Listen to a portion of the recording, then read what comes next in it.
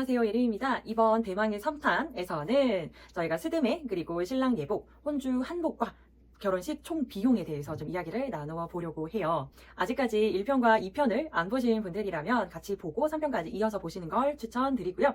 그럼 지금부터 3편도 시작해 보도록 할게요.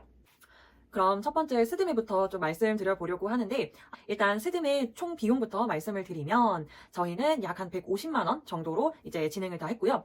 앞서 영상을 보신 분들은 아시겠지만 저희는 스튜디오 촬영은 생략을 했어요. 결과적으로는 드레스랑 메이크업 비용이라고 생각을 해주시면 되고, 저는 대구에 있는 포마이시스를 완전히 그냥 지정을 해가지고 직접 방문을 했었거든요. 그래서 드레스는 총 4벌 피팅을 해보실 수가 있고, 비용은 5만 원 발생을 하고 있습니다.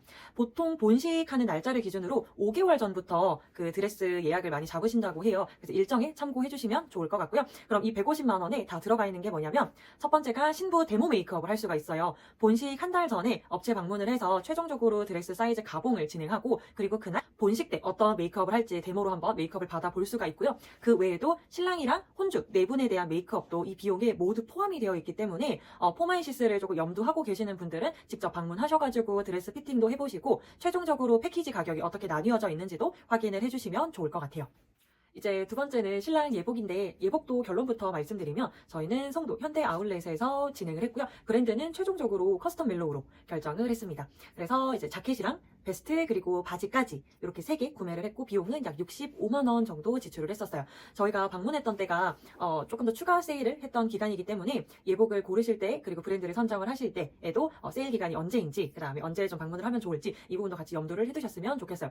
사실 정해진 기간이 있는 건 아니고, 예식을 하는 날짜를 기준으로 해서 그냥 계절감만 조금 확인을 해주시는 게 좋을 것 같고요. 저희는 본식을 기준으로 해서 한 3달 전에 구매를 완료했습니다. 그리고 예복을 구매를 하실 때 브랜드들 종류가 굉장히 많다 보니까 어디서부터 어떻게 시작을 해야 될지 감을 못 잡으시는 경우가 되게 많더라고요. 물론 저희도 그랬었고, 그래서 팁 아닌 팁을 조금 말씀을 드리자면, 각각의 브랜드들마다 가지고 있는 고유한 디자인이나 그리고 타겟으로 하는 체형이 다르다는 부분은 좀 인지를 해주셨으면 좋겠어요. 저희도 예복 준비를 할 때 가장 많이 추천을 받았던 브랜드가 타임이라고 하는 브랜드였는데, 해당 브랜드의 경우에는 바지 핏이 굉장히 슬림하게 나오기 때문에 골반이 조금 작거나 다리가 얇고 기신 분들이 입었을 때 진짜 그 진가를 발휘하는 브랜드더라고요. 그래서 예비 신랑 같은 경우에는 마른 체형은 아니었어가지고 타임은 완전히 조금 배제를 하고 생각을 했었고, 그리고 두 번째로 추천을 받았던 곳이 커스텀 멜로우였는데, 커스텀 멜로우는 사실 직접 방문을 해서 옷을 다 입어봤었는데 꼭 맞춤 정장을 한 것처럼 체형에 너무 잘 맞았어요. 그래서 저희가 수선을 한 건 바지 기장 정도만 수선을 했었고, 뭐 허리나 그 다음에 베스트 같은 경우에도 뭐 따로 손대는 건 아무것도 없었기 때문에 이러한 브랜드들에 대한 특징 정도 미리 알아보고 결정을 하시는 게 좋을 것 같고요. 그리고 제일 좋은 건 하루 정도 날을 잡고 뭐 아울렛이나 백화점을 방문하셔가지고 직접 다 입어보고 사진으로 하나씩 남겨두시면은 객관적으로 봤을 때의 색상은 어떤 톤이 잘 어울리는지, 그리고 뭐 바지나 셔츠의 핏은 어떤 게 더 괜찮은지 비교가 되기 때문에 이런 시간은 꼭 하루 정도는 투자를 하시는 걸 추천드립니다.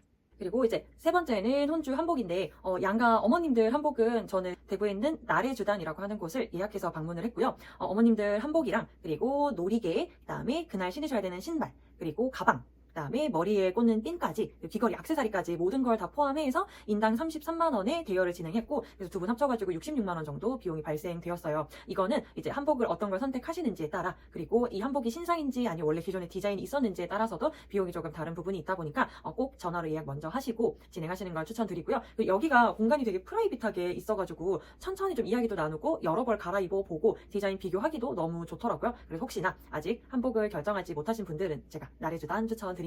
그리고 이제 아버님들 양복의 경우는 기존에 가지고 계셨던 옷을 입으시겠다고 말씀을 주셔가지고 저희는 넥타이 비용만 조금 지출을 했고요. 넥타이는 저희가 기흥에 있는 아울렛에서 구매를 했고, 총 2개를 해가지고 16만 원 정도 비용이 발생되었다라고 이제 말씀드리면 될 것 같아요. 저희 같은 경우는 양가 어머님들을 같이 모시고 방문을 했었는데, 이거는 신랑이랑 신부가 사전에 이야기를 해서 각각 그냥 디자인만 비슷하게 맞추시는 걸 선호하시는지, 아니면 그냥 같이 가서 방문을 하는 것도 괜찮은지 이야기를 꼭꼭 한번 나누어 보시면 좋을 것 같아요. 저희 같은 경우에는 상견례 때도 너무 이야기가 잘 통하고 대화가 잘 맞았었고, 그리고 사실 상견례를 되게 미리 진행을 한 이유도 한복 보러 갈 때 그때 갑자기 이렇게 짜잔 하고 두 분이 처음 만나시게 되면 너무 어색하지 않을까라는 생각도 있었거든요. 그래서 이런 부분도 사전에 꼭 이야기를 나눠 보시는 걸 추천드립니다. 그지? 맞아. 그래서 이제 저희가 결혼식에 얼마를 썼느냐, 사실 이걸 여러분들이 되게 기다려 주셨을 것 같아요. 일단 총 비용은 1,850만 원 정도가 발생이 되었고, 여기에 뭐가 포함되어 있냐면 이제 웨딩홀, 그리고 예식 도우미, 그 다음에 식대 보증 인원 200명 기준이에요. 그리고 저희 웨딩 반지, 그 다음에 혼주 한복, 넥타이, 스드메, 신랑 예복, 그리고 청첩장, 그 다음에 결혼식 헬퍼, 비용까지 진짜 완전히 결혼식에 필요한 비용은 다 들어가 있다고 생각을 해주시면 될 것 같고요.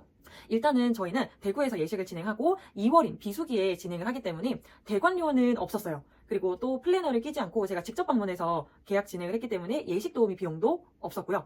식대도 대구다 보니까 5만 원 이내로 마무리를 했습니다. 그래서 약 한 950만 원 정도가 웨딩홀에 들어가는 비용이었고, 이 비용에 전문 사회자 비용이랑 뭐 플라워 장식하는 것까지 다 포함이기 때문에 저희가 추가적으로 비용을 지불해야 되는 건 없었어요. 그리고 이제 스드메의 경우는 앞에서 1편과 2편을 보신 분들이라면 아시겠지만 저희가 스튜디오 촬영을 또 진행을 하지 않았기 때문에 개인적으로 그냥 셀프 촬영으로 진행을 했었고 한 8만 원 정도 비용을 지불했었는데 그게 전체였고요. 드레스하고 메이크업 같은 경우에는 저는 포마이시스라고 하는 곳에서 아까도 말씀드린 것처럼 진행을 했기 때문에 전체 패키지로 하면 약 한 150만 원 정도 비용이 발생돼요. 그리고 여기에 부케랑 뭐 진짜 다 주거든요. 그래서 더 신경 쓰실 것도 없다고 말씀을 드릴 수 있을 것 같고, 그리고 예복도 아울렛에서 구매를 했고 또 추가 할인 들어가는 시즌에 구매를 한 거기 때문에 한 65만 원 정도 발생을 했고, 저희가 이제 웨딩 반지 같은 경우에는 브랜드를 선택하다 보니까 반지 하나당 약 한 200만 원 정도 비용이 발생했어요. 그래서 웨딩링에는 한 400만 원 정도 또 비용을 썼다라고 기억해 주시면 될 것 같아요. 그래서 전체 1,850만 원 중에서 950만 원 정도가 식대로 발생을 하는 거고, 나머지 혼주 한복, 그 다음에 웨딩링, 스드메, 신랑 예복, 그리고 헬퍼 비용, 청첩장까지 다 해서 약 한 800만 원 혹은 900만 원대 마무리를 했다라고 생각해 주시면 될 것 같아요.